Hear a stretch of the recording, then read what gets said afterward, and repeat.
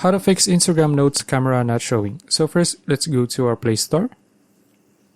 Then search for Instagram. Okay. Now here, let's open up Instagram and then make sure that our Instagram account or app is updated. Okay. So after that, you can just tap on open. Then let's tap on your profile here at the bottom right. And then tap on the three lines here at the top. Okay, now let's scroll down, look for, where is it?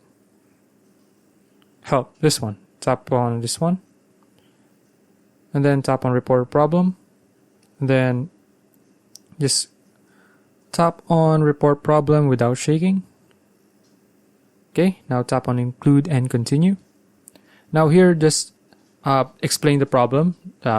Say that you need help fixing Instagram Notes camera not showing, and then you can just tap on send here at the top right, and then let's just wait for Instagram to resolve it. Okay, so that's it. If you found this video useful, please like and subscribe for more videos like this. See you in the next one.